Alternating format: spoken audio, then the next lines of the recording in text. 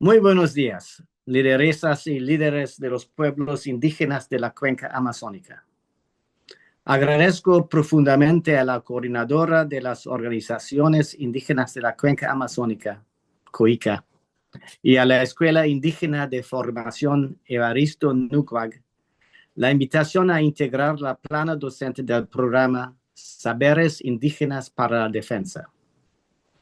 Es un honor dirigirme a ustedes en mi calidad de comisionado y relator sobre los derechos de los pueblos indígenas de la Comisión Interamericana de Derechos Humanos. En esta sesión les ofreceré una visión general de cómo la Comisión y la Relatoría abordan los derechos de los pueblos indígenas y de cuándo y cómo acudir al sistema interamericano. Tras esta presentación, el equipo técnico de la Relatoría continuará con mayor detalle. La Comisión Interamericana creó la Relatoría sobre los Derechos de los Pueblos Indígenas en 1990, reconociendo que la discriminación histórica y estructural derivada del colonialismo exigía una protección especial. Desde entonces, trabajamos con 4 herramientas principales: el sistema de peticiones y casos individuales, las medidas cautelares para personas y comunidades en situación de riesgo grave y urgente, los informes temáticos y de país, y los pronunciamientos públicos sobre situaciones concretas. A través de estos mecanismos, la Relatoría ha acompañado las luchas de los pueblos por la defensa de sus territorios, su libre determinación, la consulta y el consentimiento libre, previo e informado, y la protección de quienes defienden estos derechos. Cuando los recursos judiciales internos han sido agotados o resultan inadecuados o inefectivos, los pueblos indígenas pueden acudir a la Comisión presentando una petición. Si verificamos una situación de gravedad y urgencia con riesgo de daño irreparable, podemos otorgar medidas cautelares de manera más expedita. Los casos en que la Comisión concluye que existieron violaciones a la Convención Americana pueden ser remitidos a la Corte Interamericana, cuyas sentencias son obligatorias para los estados. Esta jurisprudencia se ha construido en buena medida gracias a la perseverancia de los propios pueblos. Casos como Awastini contra Nicaragua, Yaquiaxa contra Paraguay, Saramaca contra Surinam y Sarayaku contra Ecuador han consolidado estándares fundamentales, es decir, el reconocimiento de la propiedad colectiva sobre los territorios ancestrales, la obligación de los estados de consultar de buena fe y frente a planes de gran escala de obtener el consentimiento, y el carácter cultural, espiritual y vital de la relación entre los pueblos y sus territorios. Las medidas provisionales adoptadas en 2022 a favor de los pueblos Yanomami, Yacuana y Munduruku en Brasil ilustran cómo el sistema responde frente a riesgos extremos derivados del extractivismo en territorios amazónicos. Quiero cerrar con una idea sencilla. El sistema interamericano no reemplaza la fuerza de sus propias organizaciones, ni sustituye los saberes ancestrales que ustedes traen del territorio.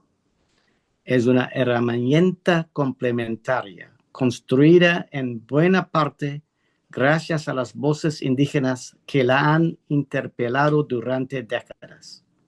La Comisión y la Relatoría seguirán a disposición de los pueblos de la Amazonía y el continente. Muchas gracias. Muy buenos días a todos y todas. Mi nombre es Mixquila Rojas, soy especialista de la Relatoría sobre Derechos de los Pueblos Indígenas de la Comisión Interamericana.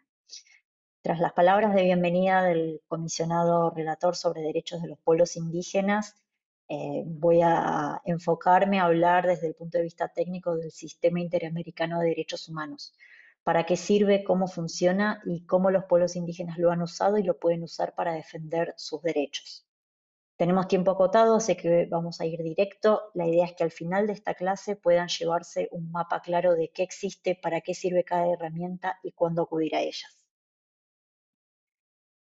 El Sistema Interamericano de Derechos Humanos tiene dos órganos principales de protección: la Comisión Interamericana y la Corte Interamericana de Derechos Humanos. Son distintas y tienen funciones distintas, y es muy importante no confundirlas. Vamos con cada uno. La Comisión Interamericana tiene sede en Washington, fue creada en 1959 y está integrada por 7 miembros elegidos por la Organización de Estados Americanos, la OEA. Tiene mandato de 4 años renovables y tiene 3 funciones principales: peticiones y casos, medidas cautelares y monitoreo. Ya vamos a ver cada una de estas en detalle. Por su parte, la Corte tiene su sede en San José, en Costa Rica. Fue instalada en 1979. También tiene 7 integrantes elegidos por los estados exclusivamente que ratificaron la Convención Americana, con mandatos de 6 años renovables. Tienen la función contenciosa, consultiva y de medidas provisionales. La diferencia más importante para entender en el día de hoy es que la Comisión es un órgano cuasi jurisdiccional. Recibe denuncias, investiga y emite recomendaciones. Por su parte, la Corte es un órgano jurisdiccional, es decir, dicta sentencias que son obligatorias para los estados. La Corte, por su parte, además, solo recibe casos que le envía la Comisión Interamericana. No pueden llegar casos directamente de parte de las personas.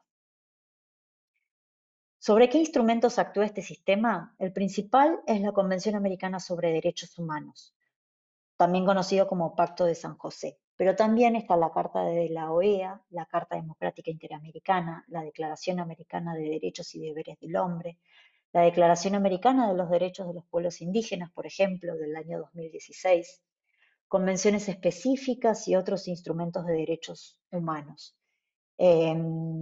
Para los pueblos indígenas, la Declaración Americana de 2016, que les acabo de mencionar, es un instrumento especialmente relevante porque fue el primero adoptado específicamente en el sistema interamericano sobre estos derechos. Vamos a ver en detalle lo que es el funcionamiento de la Comisión Interamericana. La comisión tiene 5 funciones. Las primeras 3 son las más importantes para esta clase y en las que vamos a profundizar: el sistema de peticiones y casos, que es la vía formal de denuncia; las medidas cautelares como herramienta de protección urgente; y el monitoreo, el seguimiento de la situación de derechos humanos en los países. Además está el mecanismo de seguimiento y supervisión del cumplimiento de las recomendaciones que realiza, y la sección de promoción y capacitación. Empecemos con el sistema de peticiones y casos. El sistema de peticiones tiene 3 preguntas clave. ¿Quién puede presentar una petición o caso ante la Comisión Interamericana? Puede hacerlo cualquier persona o grupo de personas o entidad no gubernamental. No hace falta ser víctima directa. Una organización puede presentar en nombre de una comunidad. ¿Sobre qué puede presentar? Pueden presentar peticiones que contengan denuncias o quejas sobre violaciones de derechos reconocidos en los instrumentos interamericanos. ¿Contra quién? La va a presentar contra un Estado que haya declarado que reconozca la competencia de la Comisión Interamericana. Todos los Estados miembros de la OEA, la Organización de Estados Americanos, están sujetos a la Declaración Americana. Los que ratificaron la Convención Americana también se obligan a los derechos contenidos en ella. El proceso de las peticiones tiene grandes etapas. Primero se estudia la admisibilidad, es decir, si considera la comisión que es una petición a ser considerada o no de acuerdo a los requisitos propios. Y luego se va a hacer un análisis del fondo, es decir, si considera que hay o no una violación a los derechos humanos de acuerdo a los instrumentos interamericanos. Finalmente va a decidir si emite o no, si somete o no el caso ante la Corte Interamericana. Ahora vamos a ver cada una de estas partes. La primera etapa es el estudio de admisibilidad. Ahí la comisión va a analizar si la petición presentada cumple los requisitos formales para ser tramitada. Si los cumple, va a emitir un informe de admisibilidad, es decir, le va a decir si esta petición puede ser admitida ante el sistema de la comisión. Si considera que no los cumple, va a emitir un informe de inadmisibilidad. ¿Cuáles son los requisitos? Los principales son que la petición no sea anónima, que se hayan agotado los recursos internos disponibles o, si no fueron agotados, que aplique alguna de las excepciones previstas, que se presente dentro del plazo de 6 meses desde la última decisión interna y que el asunto no esté pendiente, o sea, que no haya sido sometido, no esté en estudio por parte de otro organismo internacional. Además, va a evaluar si los hechos denunciados constituyen posibles violaciones a los derechos contenidos en los instrumentos, los tratados aplicables. Es importante saber que el agotamiento de los recursos internos se analiza a la luz de las posibilidades reales del acceso a la justicia. Si la petición es admitida, es decir, considera a primera vista que puede ser analizada por la Comisión Interamericana, va a pasar a la etapa de fondo. Y este proceso tiene 4 partes. Primero está lo que se llama la apertura de fondo, es decir, se le avisa a las partes que fue admitida, es decir, a quienes presentaron la denuncia y al Estado involucrado. Segundo es la etapa de alegatos, donde cada parte presenta sus observaciones. Después la comisión tiene lo que se llaman las posibilidades de trabajo, digamos, donde va a poder solicitar información adicional o, por ejemplo, convocar a una audiencia específica para ese caso analizado. Y por último es el informe de fondo, es decir, la comisión va a determinar si hubo o no violaciones a los derechos humanos. Y en caso afirmativo, que considera que el Estado violó los derechos humanos, va a emitir recomendaciones al Estado. En cualquier momento del proceso se puede avanzar en un procedimiento, se puede solicitar un procedimiento de solución amistosa, incluso durante la etapa de fondo. Las partes pueden optar por este procedimiento y es voluntario. Si ambas partes están de acuerdo, se abre una fase de negociación. Si hay acuerdo en el uso de este procedimiento, se va a publicar un informe de solución amistosa. Y la comisión va a hacer seguimiento de este cumplimiento. Si no hay acuerdo, el trámite de la petición va a continuar normalmente. Si alguna de las partes no quiere utilizar el mecanismo, tampoco pasa nada. El proceso va a continuar la petición como su curso propio, no va a estar afectado el proceso. Para muchas comunidades indígenas, la solución amistosa ha sido un camino útil en el pasado para obtener reconocimientos y reparaciones sin esperar tantos años de litigio formal. Luego, una vez que la Comisión Interamericana, volviendo a lo que es el informe de fondo, cuando es emitido este informe que contiene recomendaciones, hay 2 caminos posibles según cuál sea la actitud del Estado. Si el Estado cumple con las recomendaciones, termina, el caso se cierra, la comisión le hace seguimiento, pero concluye ahí, digamos, positivamente lo que es la tramitación. Ahora bien, si el Estado no cumple, la comisión va a evaluar si va a someter el caso a la Corte Interamericana. Pero para eso el Estado tuvo que haber aceptado la competencia de la Corte como país. Es decir, los estados tienen la posibilidad de decidir si quieren someterse a las decisiones de la Corte o no quieren someterse a las decisiones de la Corte. La mayoría de los estados del continente sí la aceptaron, pero hay que tener en cuenta que hay países que no los aceptaron, como por ejemplo Estados Unidos o Canadá, son los más conocidos. Si el Estado aceptó la jurisdicción de la Corte y no cumplió, la comisión puede presentar el caso ante la Corte.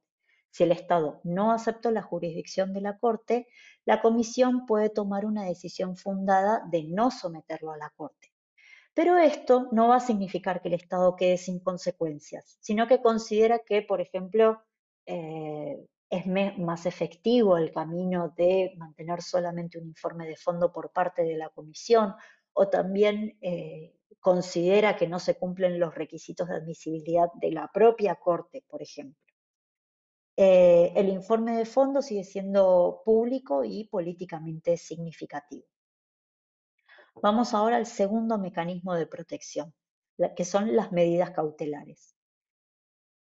¿Para qué casos sirven las medidas cautelares? Estas son la herramienta de protección urgente de la Comisión Interamericana, y esto es un concepto sumamente importante. Se tienen que dar se pueden solicitar cuando se den tres condiciones simultáneamente: que haya una gravedad de la situación, es decir, que la amenaza o la violación inminente sea seria; que haya una urgencia, es decir, que haya un riesgo que ocurra, que hay riesgo de que ocurra un daño antes de que se pueda resolver por otras vías ordinarias, comunes; y que el daño que podría producirse no pueda revertirse, es decir, un daño a la vida, a la integridad, al territorio físicamente destruido. Las tres condiciones tienen que estar presentes. Si una de estas condiciones falta, la comisión generalmente no las otorga. Pero cuando las tres condiciones están presentes, la comisión incluso puede actuar muy rápido, en cuestión de días, si el caso lo amerita. Vamos a ver las características de las medidas cautelares, que las hacen especialmente accesibles. ¿Quién las puede solicitar?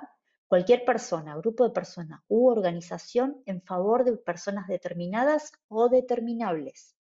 No hace falta ser abogado. Una comunidad u organización indígena o una persona que conoce la situación puede presentar la solicitud, pero tiene que hacerlo con información específica acerca de quién o quiénes serían las personas beneficiarias de esta medida. ¿Tiene algún costo? No, ninguno. Es gratuito. ¿Cómo se puede solicitar? A través del portal de la Comisión Interamericana. Hay un formulario disponible en la página web. ¿Cuánto demora el proceso? Va a depender del asunto, de la evolución, de la cantidad de información disponible, de la complejidad del caso. En algunos casos de urgencia extrema, la comisión puede resolverlo en cuestión de días. En otros casos puede tomar semanas, meses. Por eso es muy importante que cuando se presenta la solicitud, la información que contenga sea lo más detallada posible para no estar perdiendo tiempo en reforzando preguntas y profundizando en la información que se necesita obtener para poder tomar una decisión. En la página web de la Comisión Interamericana hay una hoja informativa que explica paso a paso cómo presentar una medida cautelar, y es muy útil para las organizaciones que desean utilizar este mecanismo. Llegamos al tercer bloque, que es que en la presentación anterior no tuvimos tiempo de desarrollar bien, que son los mecanismos de monitoreo. Esto es lo que hace la Comisión Interamericana más allá de las peticiones y casos individuales y particulares. El monitoreo de la Comisión tiene 6 herramientas: las visitas, los informes temáticos o de país, las audiencias, los comunicados de prensa, la solicitud de información y el informe anual de derechos humanos. Vamos a ver cada uno de estos porque son más mecanismos que más directamente pueden usar las organizaciones que llevan para poder llevar situaciones ante la atención de la Comisión Interamericana sin necesidad de estar presentando un caso formal. La comisión, vamos a ver en primer lugar las visitas. La Comisión Interamericana realiza 3 tipos de visitas. Las visitas in loco son las más formales, que requieren invitación o aceptación por parte del Estado, participan 2 o más comisionados. Se elabora un informe país, luego hay un informe de seguimiento, hay observaciones preliminares, pueden generar también comunicados de prensa, y es importante tener en cuenta que el Estado tiene que autorizar la entrada de la Comisión Interamericana para permitir que se despliegue a lo largo del país y llevar adelante sus tareas de conocimiento de cómo está la situación de derechos humanos. También están las visitas temáticas o de trabajo. También requieren invitación o aceptación por parte del Estado y pueden participar 1 o más comisionados. Producen un informe y pueden generar otro tipo de acciones, en ocasiones, por ejemplo, comunicados de prensa. Por último están las visitas académicas. Estas no requieren invitación específica del Estado, sino que se le informa al Estado que se va a estar realizando, Realmente no producen informes y puede ocasionalmente presentarse un comunicado de prensa. ¿Qué significa esto en la práctica? La visita de un comisionado o comisionada va a generar algún tipo de movimiento, presión quizás, puede servir de instancia para las organizaciones para dar visibilidad o documentar alguna cuestión que pueda ser útil después para los informes temáticos o para los comunicados que emite la comisión. Además, en cuanto a informes temáticos, esto significa que la Comisión Interamericana publica regularmente estos informes que son sobre situaciones de derechos humanos en la región. En esta diapositiva pueden ver una selección de informes relevantes para pueblos indígenas que se publicaron en los últimos años, como por ejemplo sobre libre determinación, sobre los territorios, sobre mujeres indígenas, entre otros. ¿Cómo esto está relacionado con el trabajo de las organizaciones? Bueno, de varias maneras. Primero, las organizaciones pueden aportar información durante los procesos de elaboración de informes. La comisión generalmente abre periodos de consulta o recibe información de organizaciones de la sociedad civil y de organizaciones de base. En segundo lugar, los informes temáticos también son herramientas de incidencia. Citan casos y situaciones concretas, lo que da visibilidad y respaldo técnico a las demandas de las comunidades ante sus propios estados. En tercer lugar, los informes también interpretan y desarrollan estándares. Cuando la Comisión publica un informe diciendo que tal práctica viola un derecho a la consulta, eso tiene un peso jurídico y político que también las organizaciones pueden usarla en los litigios locales. Las audiencias. Son sesiones que se realizan durante los periodos de sesiones, valga la redundancia, de la Comisión Interamericana. Generalmente hay 3 periodos de sesiones al año y en estas audiencias participan quienes la solicitaron, la Comisión Interamericana, el Estado involucrado, puede estar presente también la prensa y público en general, a menos que sea una audiencia reservada. Es un espacio concreto donde una organización puede presentar información ante la comisión y ante el Estado al mismo tiempo. No es un juicio, sino que es un espacio de diálogo y de información, pero sí tiene un efecto político muy real. Es una instancia donde está la oportunidad de sentarse directamente con el Estado y discutir una situación en particular que después puede tener continuidad de regreso al país. Son públicas, se transmiten por internet y muchas organizaciones indígenas las han utilizado para denunciar situaciones de violaciones de derechos humanos, para documentar incumplimientos por parte del Estado y también para poner en agenda algunas situaciones que de otra manera no tendrían visibilidad. Hay distintos tipos de audiencias. Están las temáticas, que son sobre un estado, son sobre un estado que puede ser en particular o pueden ser de alcance regional. Hay audiencias sobre peticiones, como vimos, cuando se está tramitando una petición o caso, en las distintas etapas puede llevarse a cabo algún tipo de audiencia en la admisibilidad, en el fondo, en la supervisión del cumplimiento de un informe de fondo.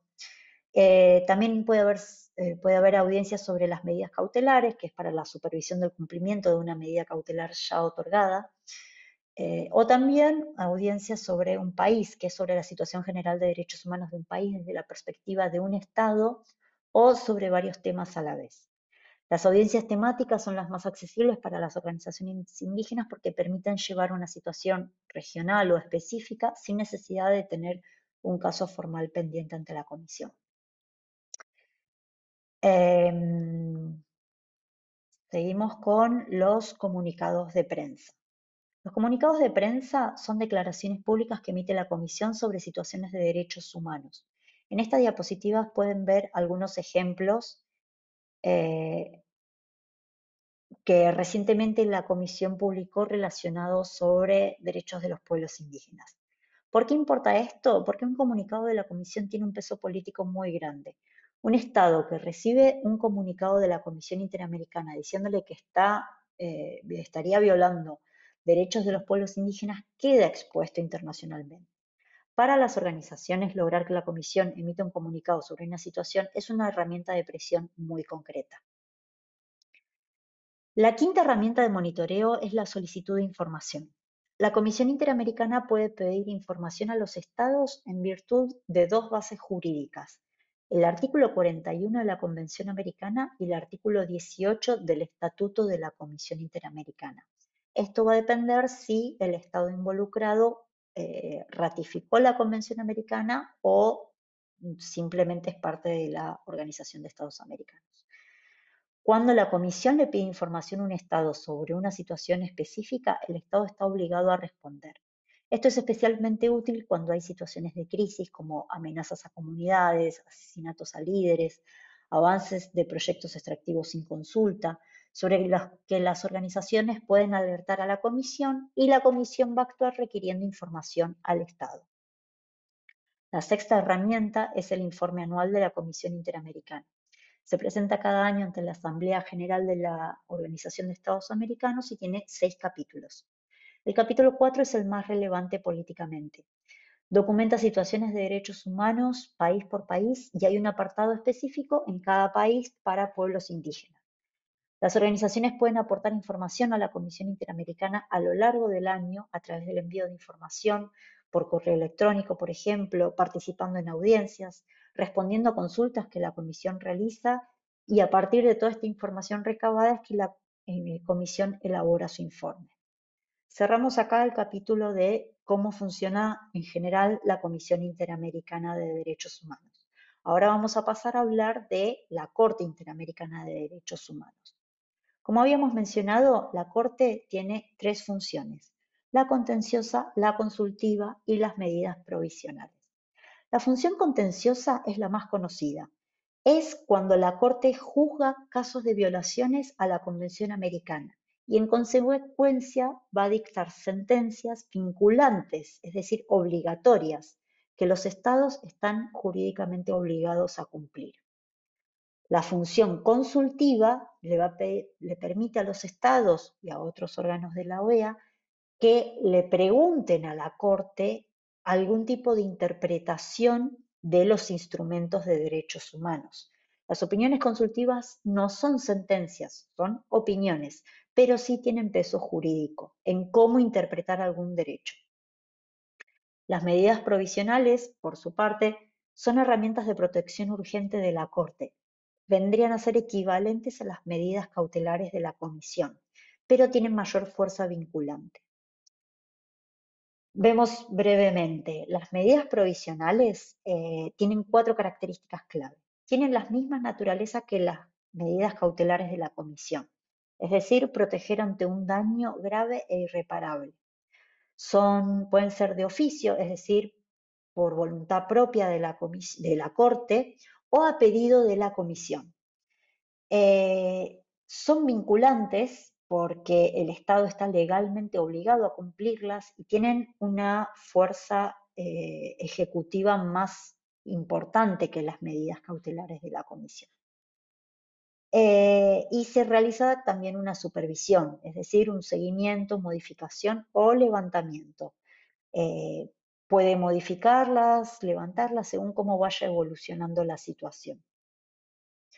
Ahora vamos a lo que es la jurisprudencia en materia de derechos de los pueblos indígenas. Los estándares que el sistema interamericano fue construyendo específicamente para los derechos de los pueblos a lo largo de los años. El sistema interamericano no trabaja solo, trabaja en diálogo con el marco internacional más amplio. Los instrumentos que alimentan a la jurisprudencia para los pueblos indígenas son los que acá estamos viendo en pantalla. El Convenio 169 de la Organización Internacional del Trabajo del año 1989, que es específicamente sobre pueblos indígenas y tribales, es el instrumento más conocido, más divulgado en materia de pueblos indígenas. El primero que sentó una base fundacional para la protección de los derechos. La Declaración de Naciones Unidas sobre los Derechos de los Pueblos Indígenas del año 2007, la Declaración Americana sobre los Derechos de los Pueblos Indígenas del año 2016, adoptada en el marco de la OEA, y todos los demás instrumentos generales de derechos humanos que fueron interpretados de manera evolutiva para ir incluyendo los derechos colectivos de los pueblos. La jurisprudencia del sistema interamericano para los pueblos indígenas descansa en tres principios estructurales, cada uno anclado en casos concretos. El primero, que vamos a mencionar, de igualdad y reconocimiento de la diversidad, significa que no basta tratar a todos por igual si eso ignora las diferencias culturales. El Estado tiene el deber de adoptar medidas especiales considerando la identidad y la cosmovisión de los pueblos. Los casos de referencia para este tema es, por ejemplo, el de la comunidad indígena Sawoya Maxa contra Perú del año 2006. Como sujetos colectivos, los pueblos indígenas son considerados como sujetos colectivos, no solo como individuos o una sumatoria de individuos. Estos impactan los derechos al territorio, a la identidad, a la consulta, porque pertenecen a una comunidad o pueblo como tal, no como sumatoria de individualidades. El caso paradigmático en esta materia es el caso del pueblo indígena quichua de Sarayaku contra Ecuador del año 2012. Y las medidas especiales de protección. Dada la situación histórica de vulnerabilidad de los pueblos indígenas, eh, existe un derecho a medidas especiales, no como privilegio, sino como una corrección de una desigualdad estructural. Esto fue desarrollado en lo que fue el fallo del pueblo Saramaca contra Surinam en el año 2007. Estos principios se aplican específicamente bajo el marco, bajo el paraguas de lo que es el derecho a la libre determinación. ¿Qué dicen los instrumentos internacionales sobre esto? Tanto el convenio 169 de la Organización Internacional del Trabajo, la OIT, como las declaraciones de Naciones Unidas y OEA sobre pueblos indígenas reconocen que los pueblos tienen derecho a determinar libremente su condición política y a perseguir libremente su desarrollo económico, social y cultural. ¿Qué implica en la práctica? Implica que el Estado no puede tomar decisiones que afecten al territorio, los recursos o la vida de los pueblos sin su participación real y efectiva. De ahí se derivan los estándares que vamos a ver a continuación. El derecho a la propiedad. El primer gran estándar jurisprudencial es el derecho a la propiedad comunitaria, y esto es consecuencia de una interpretación evolutiva del artículo 21 de la Convención Americana. ¿Por qué es evolutiva? Porque el artículo 21 habla de la propiedad privada, no habla de la propiedad comunitaria. Pero con el paso del tiempo, la Corte Interamericana entendió que este artículo, que fue ratificado por la mayoría de los estados del continente, sí alcanza a proteger los derechos de los pueblos indígenas como tales.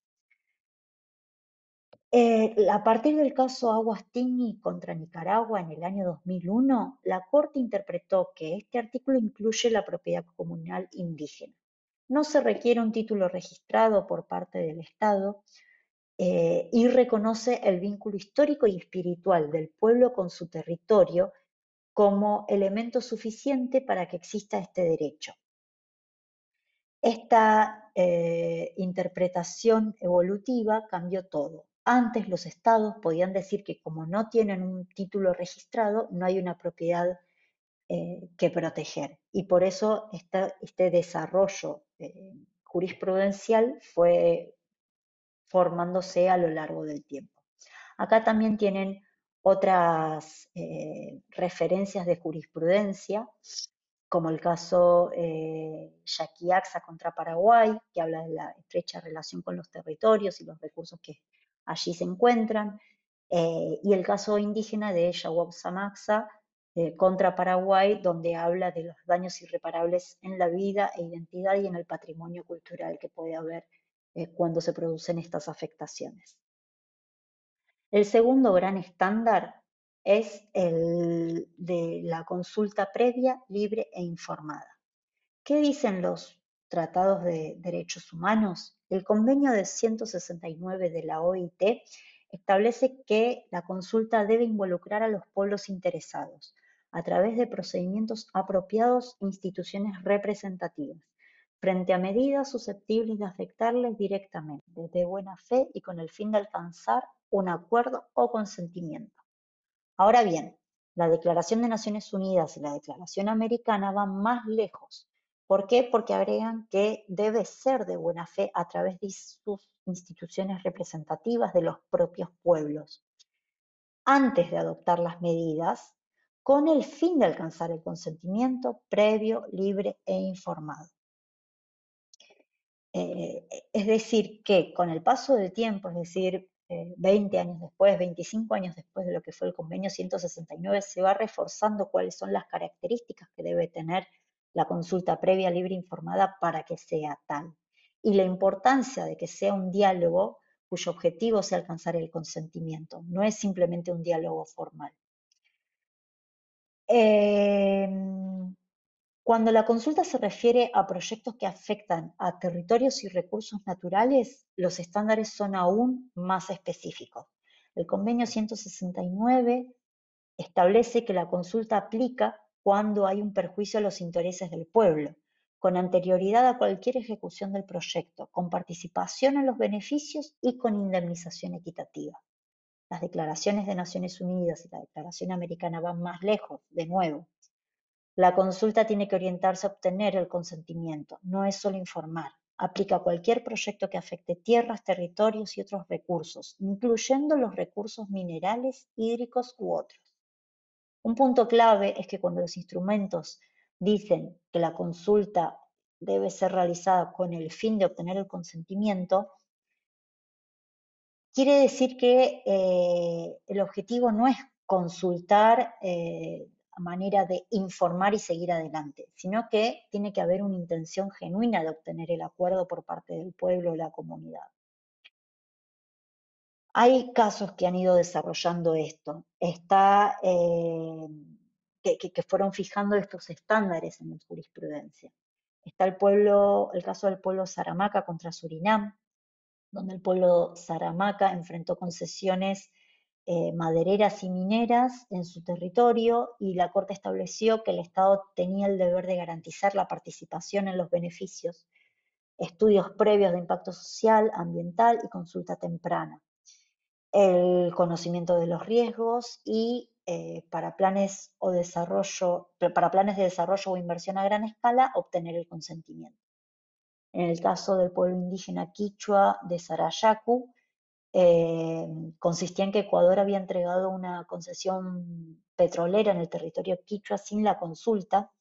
Acá la Corte estableció que la falta de consulta previa era una violación al derecho a la propiedad comunitaria y que el hecho de que la empresa hubiera instalado explosivos en el territorio durante las operaciones fue reconocido como afectación a la identidad cultural y el derecho a la vida.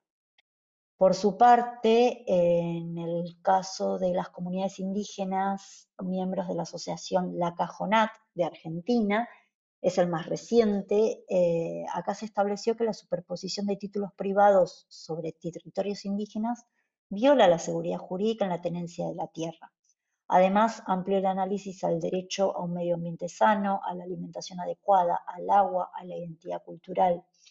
Es el caso que más directamente se vincula al territorio con los derechos económicos, sociales, culturales y ambientales en lo que es la jurisprudencia de la Corte Interamericana. El consentimiento. Este es el último estándar y es el más exigente. Cuando el Estado tiene la obligación de tener el consentimiento, porque no es en todos los casos mencionados antes, sino en estos 4 casos específicos desarrollados por la Corte. Son 4 situaciones muy puntuales. Primero, cuando se trata de un traslado forzoso de pueblos indígenas de sus tierras y territorios. Acá sí o sí el Estado tiene que obtener el consentimiento antes de realizarlo. En segundo lugar, cuando se trate del almacenamiento y eliminación de residuos peligrosos en territorios indígenas. En tercer lugar, cuando se vayan a realizar actividades militares en su territorio. Y en cuarto lugar, cuando se traten de proyectos a gran escala, con un impacto que podría privar al pueblo de sus medios de subsistencia. En estos 4 casos, el Estado no puede simplemente consultar y avanzar si el pueblo dice que no. Necesita obtener su consentimiento. El sistema interamericano es una herramienta. Como toda herramienta, funciona mejor cuando quienes la necesitan saben cómo usarla. Hoy vimos el mapa de la Comisión Interamericana, sus peticiones, medidas cautelares y mecanismos de monitoreo. La Corte Interamericana, con sus funciones jurisdiccionales y los estándares de jurisprudencia, que son los propios pueblos que contribuyeron a construir a lo largo del tiempo. Para cerrar, les dejo el contacto de la Relatoría sobre Derechos de los Pueblos Indígenas, la sección de monitoreo, que es cidhmonitoreo@oas.org. A través de ese correo electrónico pueden hacer llegar información sobre situaciones de violaciones de derechos humanos, pueden suscribirse a la lista de distribución, al newsletter de la Comisión Interamericana, y ahí también se van a poder mantener informados acerca de la publicación de las fechas de las audiencias, las convocatorias para que presenten sus solicitudes, y también pueden usar este correo para cualquier otra consulta que pudieran tener. Les agradezco enormemente la atención en el día de hoy. Muchísimas gracias.